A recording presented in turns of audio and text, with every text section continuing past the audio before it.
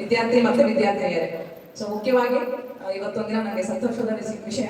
ಕಾರಣ ಇಷ್ಟೇ, ಒಂದು ಗೆಸ್ಟ್ ಆಗಿ ಬಂದು ಮಾತಾಡ್ತೇನೆ ಅಂತೇಳಿ ಅನ್ನೋ ವಿಚಾರ ಅನ್ನೋದಕ್ಕಿಂತ ನನ್ನ ಸ್ಫೂರ್ತಿದಾಯಕ ಮಾತುಗಳಿಂದ 4 ಜನದ್ದು ಬಹಳ ಬಂಗಾರ ಆಗುತ್ತೆ ಅನ್ನೋ ಒಂದು ನಂಬಿಕೆ ಮೇಲೆ ಬಂದಿದ್ದೇನೆ. ದಯಮಾಡಿ ಸ್ವಲ್ಪ ನಾವು ಮಾತಾಡೋ ವಿಷಯ ಕೇಳಿ ಅಂತ ಹೇಳಿ ಕೇಳ್ಕೊಳ್ತಾ, ಯಾಕಂದ್ರೆ ಟೈಮ್ ಮೀರಿದೆ. ಇವಾಗ ಆಲ್ರೆಡಿ ಹೊಟ್ಟೆ ಹಸು ಆಗಿರ್ತದೆ, ತುಂಬಾ ಕಾಂಟ್ಯಾಕ್ಟ್ಸ್ ಫೋನ್ಸ್ ಅಲ್ಲೇ ಓಪನ್ ಮಾಡೋಣ ನೋಡೋಣ ಅಂತ ಹೇಳಿ ವಿಚಾರ ಇರ್ಬೋದು.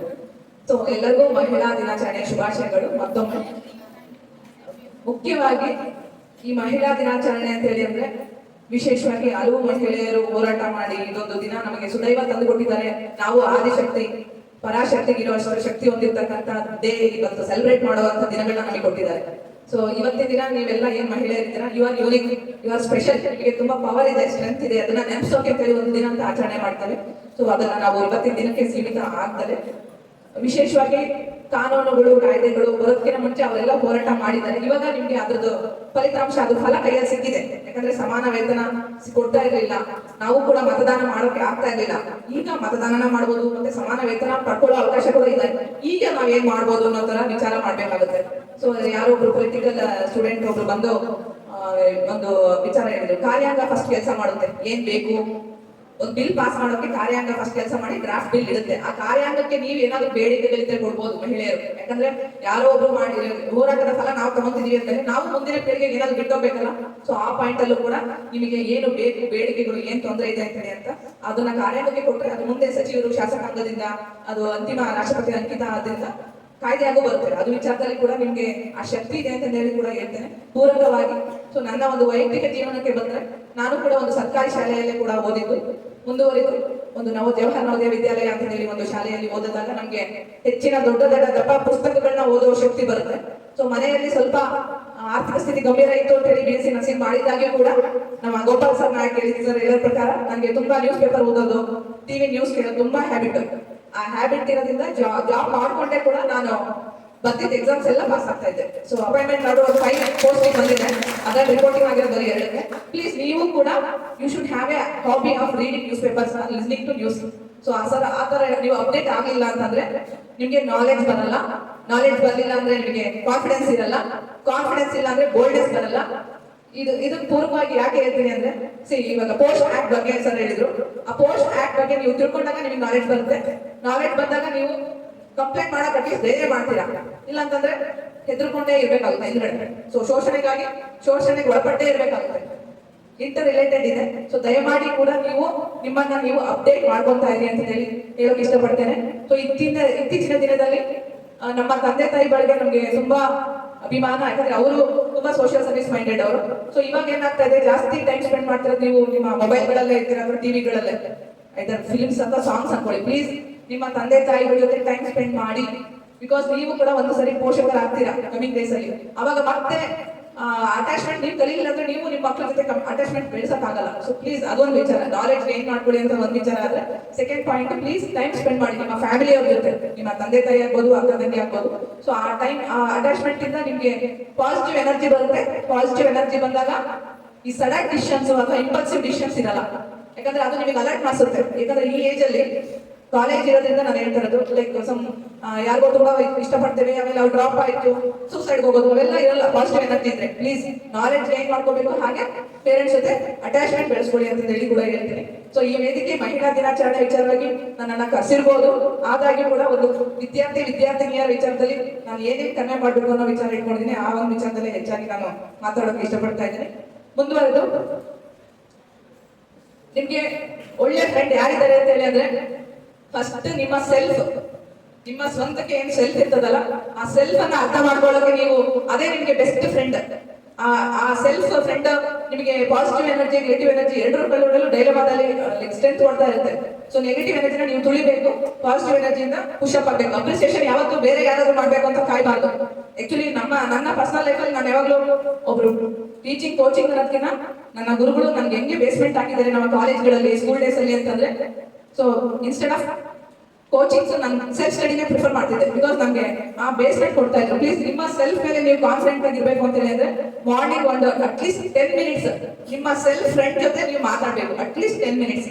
ಸೊ ನಿಮ್ಮ ಸೆಲ್ಫ್ ನೀವು ಪ್ಯೂರ್ ಆಗಿ ಇಟ್ಕೊಂಡಷ್ಟು ನಿಮ್ಮ ಹತ್ರ ಪಾಸಿಟಿವ್ ಥಾಟ್ಸ್ ಇರುತ್ತೆ. ಆ ಪಾಸಿಟಿವ್ ಥಾಟ್ಸ್ ಇಂದ ಒಳ್ಳೆ ಕೆಲಸನೇ ಮಾಡ್ತಾ ಹೋಗ್ತೀರಾ. ಸೊ ಈ ಒಂದು ವಿಚಾರನ ಕೂಡ ನೀವು ನಿಮ್ಮ ದೈನಂದಿನ ಜೀವನದಲ್ಲಿ ಅಳವಡಿಸ್ಕೋಬೇಕು ಅಂತ ನೀವು ಕೂಡ ಕೇಳ್ಕೊಳ್ತಾ, ಯಾಕೆ ಯಾವಾಗಲೂ ನಮ್ಗೆ ಅದಿಲ್ಲ ಇದಿಲ್ಲ ಅಂತ ನೆಗೆಟಿವ್ ಆಗಿ ಮಾತಾಡೋ ಬದಲು ನಮ್ಮಲ್ಲಿ ಏನೇನಿದೆ ನಾವ್ ಏನ್ ಮಾಡಬಹುದು ಅನ್ನೋ ಪಾಸಿಟಿವ್ ಥಾಟ್ಸ್ ಕೂಡ ನೀವು ಅದರಿಂದ ಕಲಿಬಹುದು. ಇದಕ್ಕೆ ಒಂದು ಎಕ್ಸಾಂಪಲ್ ಏನಂದ್ರೆ, ನಿಮ್ಗೆ ಇನ್ಸೈಟ್ಸ್ IAS ಅಂತ ಮಾಹಿತಿ ಇರ್ಬೋದು. IAS ಕೋಚಿಂಗ್ ಸೆಂಟರ್ ಬೆಂಗಳೂರಲ್ಲಿ ಚಂದ್ರ ಲೇಔಟ್ ಅಲ್ಲಿ ಇದೆ. ಸೊ ಅದ್ರದ್ದು ಪಾಯಿಂಟರ್ ವಿನಯ್ GB ಅಂತ ಆಕ್ಚುಲಿ ಅವ್ರು ನನ್ನ ಇಮಿಡಿಯೇಟ್ ಸೀನಿಯರ್ ನನ್ನ ಸ್ಕೂಲ್ ಡೇಸ್ ಅಲ್ಲಿ ಕಾಲೇಜಲ್ಲಿ. ಸೊ ಅವ್ರ ಹತ್ರ ಅವ್ರು 2013 ಆ ಇನ್ಸೈಟ್ಸ್ IAS ಓಪನ್ ಮಾಡೋ ಟೈಮಲ್ಲಿ ಫ್ರೀ ಕೋಚಿಂಗ್ ಕೊಡ್ತೀನಿ ಬಾ ಅಂತ ಹೇಳಿ ನನಗೆ ಕರೆದ್ರು. ಬಟ್ ಆ ಟೈಮಲ್ಲಿ ನಾನು ಆಲ್ರೆಡಿ ಜಾಬ್ ಅಲ್ಲಿದ್ದೆ. ಬಟ್ ಆ ಮೊಮೆಂಟ್ ಅಲ್ಲಿ ನಾನು ಹೋಗ್ಲಿಲ್ಲ. ಮತ್ತೆ ಪೇರೆಂಟ್ಸ್ ಒಳಗೆ ನಾನು ಜಾಬ್ ರಿಸೈನ್ ಮಾಡ್ತೀನಿ ಅಂತ ಹೇಳಿದೆ. ಪೇರೆಂಟ್ಸ್ ಇಲ್ಲ ಸಿಕ್ಕಿರೋ ಒಂದು ಗೌರ್ಮೆಂಟ್ ಜಾಬ್ ಮತ್ತೆ ಸಿಗುತ್ತೋ ಇಲ್ವೋ ಅಂತ ಹೇಳಿ ಮತ್ತೆ ಅವರು ನನಗೆ ಕನ್ವಿನ್ಸ್ ಮಾಡಿದ್ರು. ಬಟ್ ಫೈನಲಿ ಅವರು ನಾನು IAS ಕೋಚಿಂಗ್ 2020 ಹೋದೆ. ಅವಾಗ ಆಲ್ರೆಡಿ ನಾನು ಮದುವೆ ಆಗಿದ್ದೆ, ಅವಾಗ ಹೋದೆ. ಬಟ್ ಆ ಮೊಮೆಂಟ್ ಅಲ್ಲಿ ನಾನು ಲೇಟ್ ಆಗಿ ಬಂದೆ ಏನೋ ಅನ್ಸ್ತು. ಅವ್ರಿಗೆ ಎಕ್ಸ್ಪ್ರೆಸ್ ಮಾಡಿದೆ, ನೀವು ಕರೆದ್ರಿ ನಾನು ಬರ್ಲಿಲ್ಲ ಅಂತ ಹೇಳಿ ಅಂತ. ಬಟ್ ನನ್ನ ಪೇರೆಂಟ್ಸ್ ಬಿಡ್ಲಿಲ್ಲ ಅಂತ ಹೇಳಿದೆ. ಅವ್ರು ಒಂದೇ ಮಾತು ಹೇಳಿದ್ರು, ಒಂದು you are not taken decision. ನಿನ್ನ ಟೈಮ್ ಸರಿಯಾಗಿ ನೀನು ಡಿಸಿಷನ್ ಮಾಡಿಲ್ಲ. ಹೇಗೆ ಇಟ್ಸ್ ಯುವರ್ ಮಿಸ್ಟೇಕ್. ಹೇಗೆ ನೀನು ಒಂದು ಒಳ್ಳೆ ಗುರಿ ಇಟ್ಕೊಂಡು ಆ ಗುರಿ ಹೊಡಿಬೇಕಿತ್ತು, ಗುರಿ ಹಿಡಿಯೋದ್ರಲ್ಲೂ ನೀನು ತಪ್ಪು ಮಾಡಿದ್ಯಾ. Simply don't blame your parents ಅಂತ. ಹೇಗೆ ನಾವು ಅರ್ಥ ಮಾಡ್ಕೋಬೇಕು. ಯಾವಾಗ ಅದಾಗಿದ್ರೆ ಚೆನ್ನಾಗಿರ್ತಿತ್ತು, ಇದಿದ್ರೆ ಚೆನ್ನಾಗಿರ್ತಿತ್ತು ಅಂತ ಈ ತರ ಕಾರಣಗಳು ಕೊಡೋಬಾರ್ದು. ಆಕ್ಚುಲಿ ನಾನು ರಿಯಲೈಸ್ ಆದೆ. ಬಟ್ ಬೈ ದ ಟೈಮ್ ನಂಗೆ ಆಲ್ರೆಡಿ 35 years ಏಜ್ ಬಾರ್ ಅಂತ ಇತ್ತು IAS ಎಕ್ಸಾಮ್ಸ್ಗೆ. Most of the time will keep on blaming others.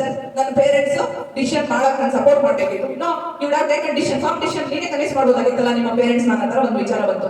So ಆ ತರ in terms of positive energy, in terms of ನೀವೊಂದು ಒಳ್ಳೆ ಡಿಸಿಷನ್ ಮಾಡಿದ್ರೆ ಸಮಾಜಕ್ಕೆ ತುಂಬಾ ಕೊಡುಗೆಗಳು ಕೊಡ್ಬೋದು, ಅಥವಾ ನಿಮ್ಮ ಒಂದು ಪರ್ಸನಾಲಿಟಿನೇ ತುಂಬಾ ಚೆನ್ನಾಗಿ ಆಗ್ಬೋದು ಅನ್ನೋ ಆ ಒಂದು ಗುರಿ ಇತ್ತು ಅಂದ್ರೆ ಪ್ಲೀಸ್ ಅದನ್ನ ಸ್ಟ್ರಾಂಗ್ ಆಗಿ ಏಡ್ ಮಾಡಿ ಅದನ್ನ ಹೊಡಿಯಕ್ ನೋಡಿ. ಯಾವುದೇ ಕಾರಣಕ್ಕೂ ಪಕ್ಕದಲ್ಲಿ ಸುತ್ತಮುತ್ತ ಎಷ್ಟೊಂದು ಬ್ಯಾರಿಯರ್ಸ್ ಬರ್ತಾವ, ಕನ್ವಿನ್ಸ್ ಮಾಡಿ ಸೈಡ್ ಲೈನ್ ಮಾಡಿ ನೀವು ಮುಂದಕ್ಕೆ ಹೋಗೋದು ನೋಡಿ. ಸೊ ಈ ಒಂದು ಪಾಯಿಂಟ್ ನನ್ನ ಲೈಫಲ್ಲಿ ನಾನು ಲರ್ನಿಂಗ್ ನಿಮ್ಗೂ ಕೂಡ ಶೇರ್ ಮಾಡ್ಕೊತಾ ಇದ್ದೀನಿ.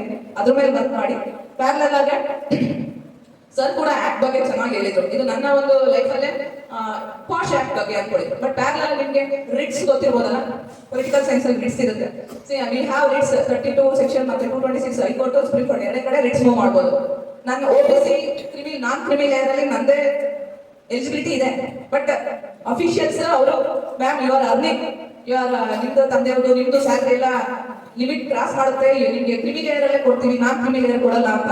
ಬಿಕಾಸ್ ನಾನು ಅವಾಗ ನನ್ನ national commission for backward classes website ಇದೆ, ಅದನ್ನ ಓಪನ್ ಮಾಡಿ ಅದ್ರಲ್ಲೆಲ್ಲ ಲೈಕ್ ತುಂಬಾ ಸಪ್ಲಿಮೆಂಟರಿ ರಿಪೋರ್ಟ್ಸ್ ಇದೆ.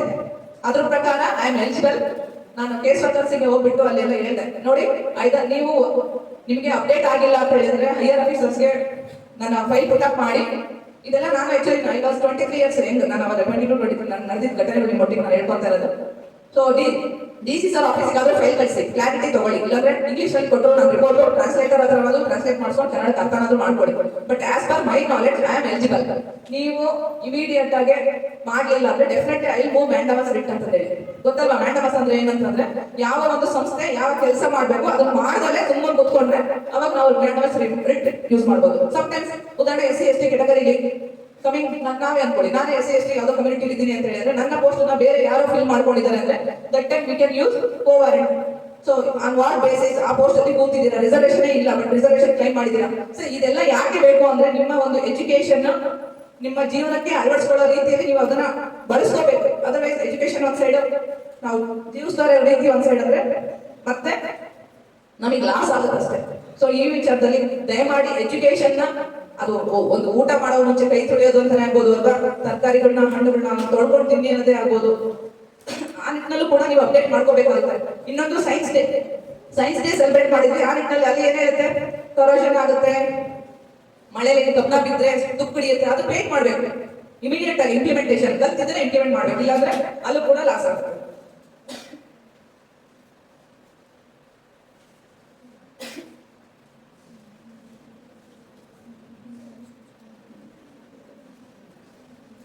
ಸೊ ಈ ನಿಟ್ಟಿನಲ್ಲಿ ದಯಮಾಡಿ ಏನ್ ಕಲಿತೀರೋ ಅದನ್ನ ಇಂಪ್ಲಿಮೆಂಟ್ ಮಾಡಿ.